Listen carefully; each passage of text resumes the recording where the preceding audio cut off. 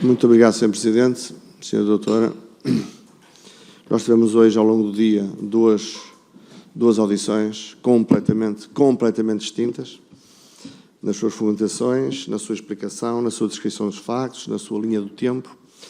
E, Sra. Doutora, digo-lhe com franqueza que há aqui uma série de coisas que nos diz que não colam com a realidade, não colam com aquilo que é o bom senso, não colam com a normalidade de funcionamento das instituições, das pessoas e, portanto, nos merecem as maiores reservas.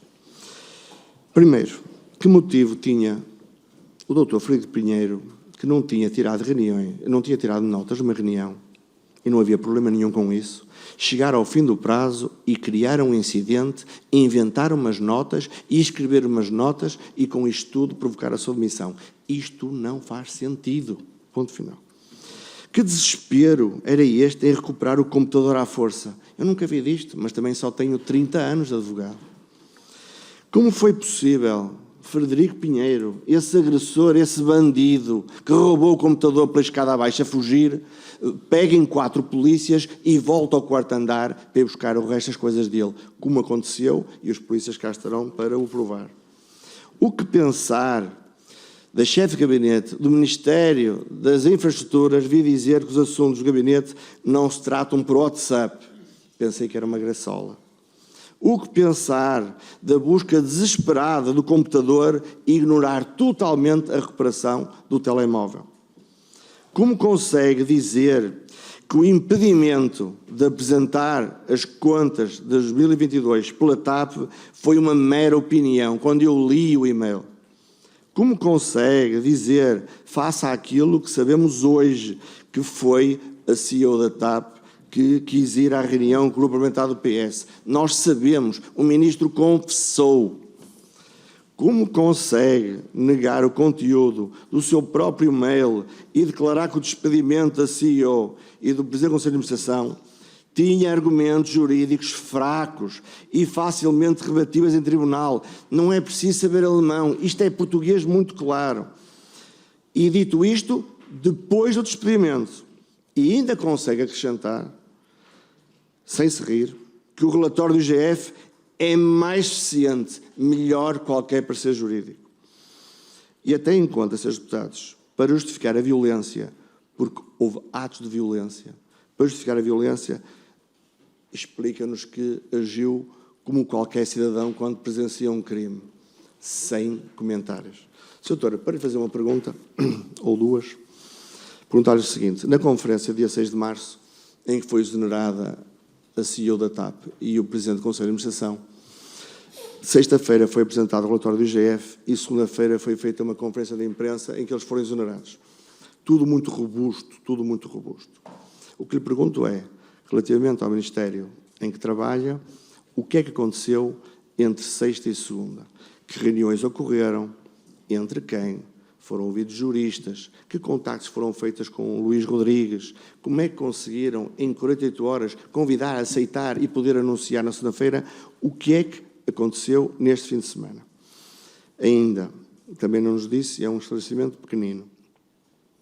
Quando, finalmente, a Sra. Doutora sai da casa de banho, face à presença dos 2 agentes da PSP que lhe foram trazidos pelo segurança, fez uma participação à PSP, dando indicação do roubo, da agressão e tudo. Existe uma participação feita por si nestes termos?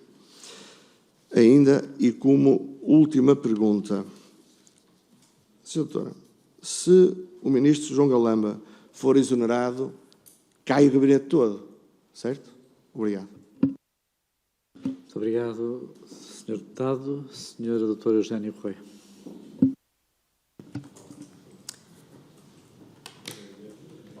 Sr. Deputado,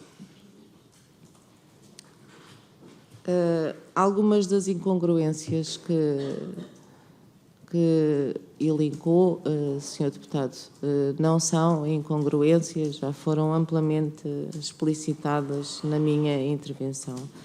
Sr. Deputado, entre o fim de semana que antecede o dia 6 de março, portanto, o relatório da IGF é conhecido numa sexta-feira, Exatamente.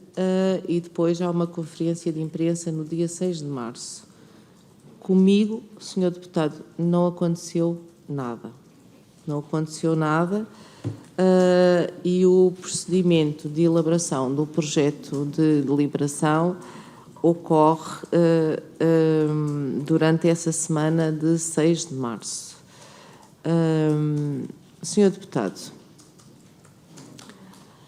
os procedimentos para se iniciarem têm que ter uma decisão de se dar início ao procedimento. Não se inicia um procedimento de destituição sem uma decisão de que se quer destituir, não é? Justa causa não é aplicável aqui, Sr. Deputado. Não é uma justa causa, não é esse o termo que a lei utiliza, mas também não interessa. Os procedimentos para se iniciarem têm que ter uma decisão para isso. O despedimento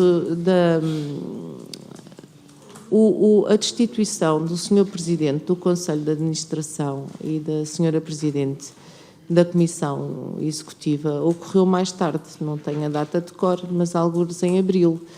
E até lá, essas pessoas estiveram a trabalhar e a receber o seu vencimento. O procedimento decorria. O que se iniciou no dia 6 é a decisão de promover esses procedimentos com vista à destituição. Visto o relatório, é isso que politicamente decidiram que devia ser feito, porque o relatório apontava, sem margem para dúvidas, uma ilegalidade. Portanto, Sr. Deputado, respondendo diretamente à sua pergunta, eu, sábado e domingo, a seguir à sexta-feira em que é conhecido o relatório da IGF e até a segunda-feira, com a conferência de imprensa, comigo não aconteceu nada. As reuniões que tive foram subsequentes, julgo que foram subsequentes, foram durante essa semana. Sim, Sr. Deputado, existe uma participação feita por mim na sexta-feira,